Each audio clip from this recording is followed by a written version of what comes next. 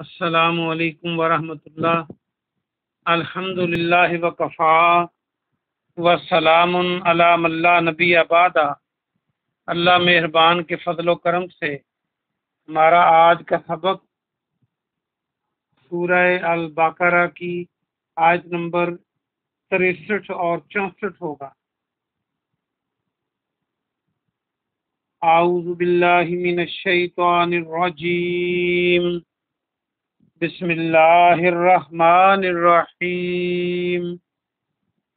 وَإِذْ أَخَذْنَا مِيثَاقَكُمْ، واو اور اس جب، اخذنا ہم نے لیا، اخذ آپ پہلے بھی پڑھ چکے ہیں، اخذ کرنا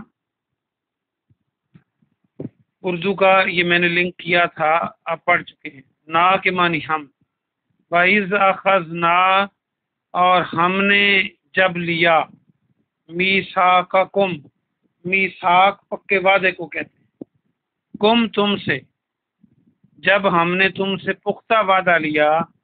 میثاق کو یاد رکھنے کے لیے اردو کا لفظ میثاق، جیسے مدینے میں میثاق مدینہ کیا تھا پیارے پیغمبر جناب محمد رسول اللہ صلی اللہ علیہ وسلم نے، تو میثاق پکے وعدے کو کہتے ہیں۔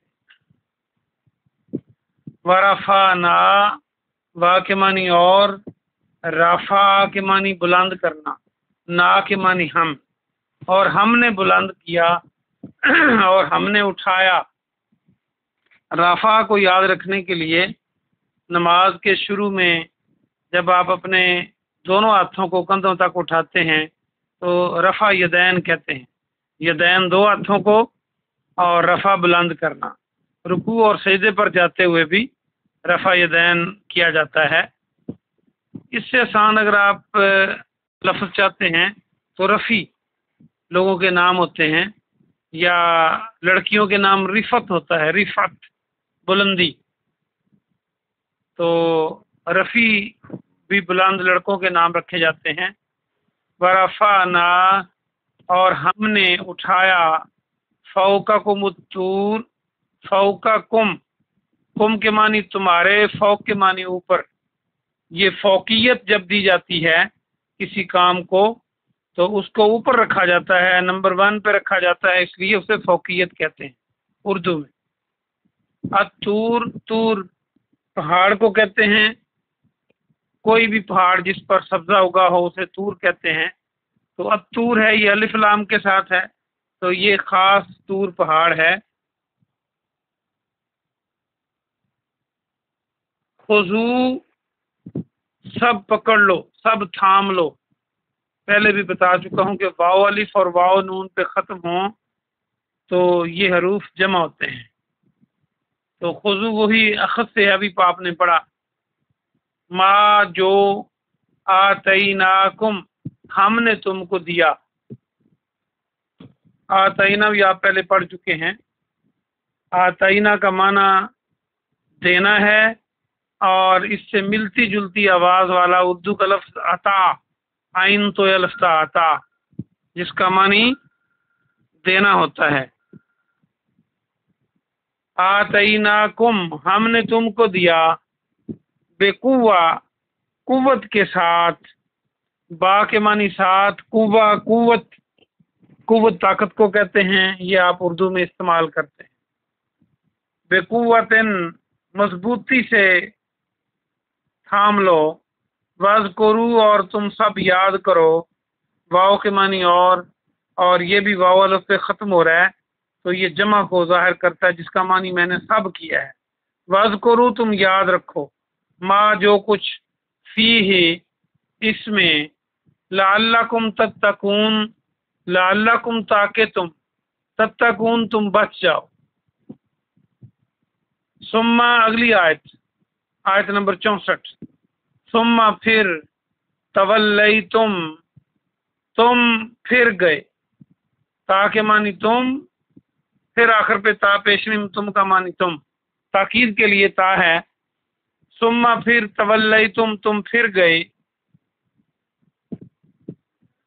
واو لام جو ہے اس کا معنی اگر آپ پنجابی میں اس کو لنک کریں، یہ صرف یاد رکھنے کے لیے، تو ہم پنجابی میں کہتے ہیں وڑا گیا فلانا بندہ، ایس کم تو وڑا گیا، واو لام الف، تم پھر گئے، من بعد ذالکا، من سے بعد ذالکا اس کے بعد، فلولا، فا کے معنی پس، لو اگر، لا نہیں، پس اگر نہ ہوتا، فضل اللہ اللہ کا فضل، علیکم تم پر، ورحمتہ اور اس کی رحمت، لکنتم البتہ تم ہو جاتے، یہ کن آپ کئی بار پڑھ چکے ہیں، اللہ جب کہتا ہے کن ہو جا، فیکون تو وہ ہو جاتا ہے، لکنتم پس تم ہو جاتے، من الخاسرین خسارہ پانے والوں میں سے، خسارہ گھاٹے کو کہتے ہیں۔ یہ دو آیتیں ہوئیں، آئیے ہم اس کی مختصر تفسیر دیکھتے ہیں۔ آیت نمبر 63 پہ آ جائیے واپس۔ اللہ سبحانہ و تعالی بنی اسرائیل کو اپنا احسان جتلا رہا ہے اور یاد کروا رہا ہے کہ جب ہم نے تم سے وعدہ لیا، وعدہ کیا تھا؟ وعدہ یہ تھا کہ تورات کے احکامات پر ہم عمل کریں گے، جو اللہ کی طرف سے نازل کردہ بات ہے ہم اس کو مانیں گے۔ تو بنی اسرائیل نے کیا کیا؟ شرارتاً انہوں نے یہ کیا کہ ہم نہیں مانتے۔ موسیٰ علیہ السلام سے کہنے لگے کہ ہم سے عمل نہیں ہوتا اس کتاب پر، ایسے احکام ہیں ہم اس کو نہیں مان سکتے۔ تو اللہ نے کیا کیا؟ ورفعنا فوقکم الطور، تو تم پر اللہ نے طور پہاڑ کھڑا کر دیا اور انہیں ایسے لگتا تھا جیسے پہاڑ ان کے اوپر گر جائے گا اور وہ نیچے کچلے جائیں گے، ایسے محسوس ہوتا تھا، تو وہ ڈر گئے۔ پھر تو اللہ سبحانہ و تعالیٰ فرما رہا ہے کہ جو کچھ ہم نے تم کو عطا کیا اس کو مضبوطی سے پکڑ لو۔ اس سے کیا مراد ہے؟ جو تورات دی، جو تمہیں کتاب دی گئی اس کو مضبوطی سے پکڑ لو۔ یہ مطلب نہیں ہے کہ جو کتاب ہے اس کو آپ اچھی طرح ہاتھوں میں تھام لو، ہولڈ کر لو، مضبوطی سے فرملی اس کو پکڑ لو، یہ نہیں اس کا مطلب کہ چھوڑو نہ۔ اس کا مطلب یہ ہے کہ جو احکامات اس کے اندر ہیں ان پر سختی سے عمل پیرا ہو جاؤ، ان کو قبول کر لو، اپنی زندگی کو اس کے مطابق ڈال دو۔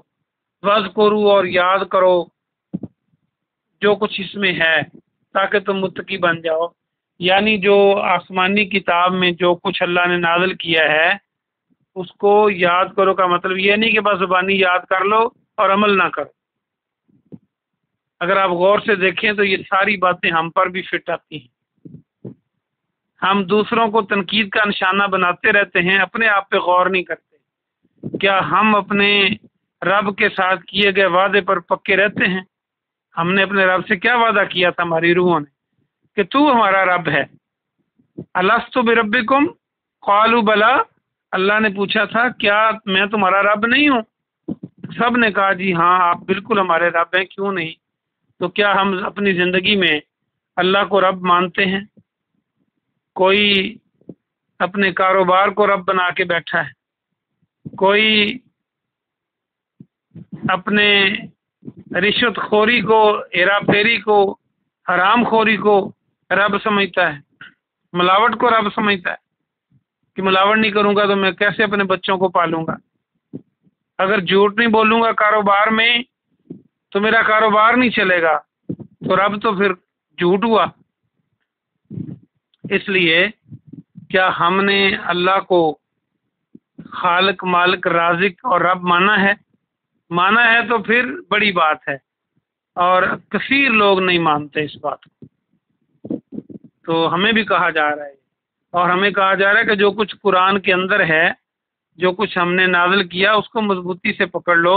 اگر آپ غور سے دیکھیں تو کتنے لوگ قرآن کو پڑھتے ہی ہیں، محض پڑھنے کی بات کر رہا ہوں۔ اگر ہم غور کریں تو ہمارے گھر میں جتنے افراد ہیں وہ 24 گھنٹوں میں قرآن کو کتنا پڑھتے ہیں؟ اللہ کہتا ہے مضبوطی سے پکڑ لو، جو کچھ اس کے اندر ہے اس کو یاد کرو۔ ہم پڑھتے ہی نہیں۔ اگر ہم پڑھنے والے کچھ مل جائیں تو پھر دیکھیں کہ جو اس میں لکھا ہوا ہے اس کا ہم ترجمہ ہی نہیں پڑھتے کہ اللہ نے کہا کیا ہے. بھائی ترجمہ تو وہ پڑھے جس نے عمل کرنا ہو کہ میرے رب نے کہا کیا ہے. ہم تو ثواب کے لیے پڑھ لیتے ہیں کہ ایک حرف پڑھا 10 نیکیاں مل گئیں. عمل کے لیے پڑھتے ہیں. عمل کے لیے پڑھیں تو ہم ترجمہ پڑھیں. اب تو ترجمے کے قرآن ملتے ہیں، کسی کو نہیں آتا تو وہ ترجمہ نیچے لکھا ہوتا ہے وہ اردو میں پڑھ لے. وہ کتنے کام نکلیں گے. اگر گھر میں 10 لوگ ہیں تو 2-3 بابا اور ماں جو اماں ہیں بوڑھے ہیں وہ قرآن پڑھ رہے ہوتے ہیں اور وہ بھی ترجمہ نہیں پڑھتے. ترجمے والے کتنے ملیں گے. اب ترجمے والے کو دیکھ لیں، کچھ لوگ ترجمہ بھی پڑھتے ہیں تو عمل کتنے کرتے ہیں. تو ہمیں اللہ سے ڈرنا چاہیے. متقی بننا ہے تو پھر ہمیں قرآن کے اندر جو کچھ نازل کیا گیا ہے اس کو مضبوطی سے تھامنا ہوگا، اپنی زندگی کو اس کے مطابق کرنا ہوگا. اللہ فرماتا ہے ثم تولیتم من بعد ذلک، اس کے بعد تم پھر بدل گئے. فلولا، جب اللہ نے طور پہاڑ سائڈ پہ کر دیا تو پھر گئے، پھر مکر گئے. اللہ فرماتا ہے اگر اللہ کا فضل نہ ہوتا تم پر تو پھر اور رحمت نہ ہوتی تو تم گھاٹا پانے والوں میں سے ہو جاتے. یعنی اللہ اگر تمہیں معافی کی توفیق نہ دیتا اور پھر تمہاری معافی کو قبول نہ کرتا تو تم گھاٹا پانے والوں میں سے ہو جاتے. یہ دروازہ اللہ نے ہمارے لیے بھی رکھا ہے.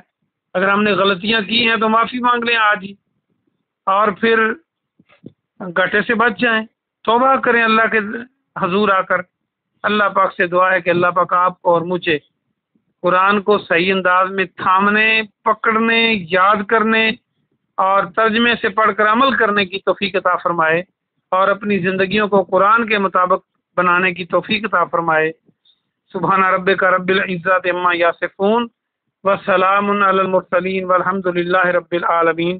کوئی سوال ہو کسی لائن سے تو آپ پوچھ سکتے ہیں.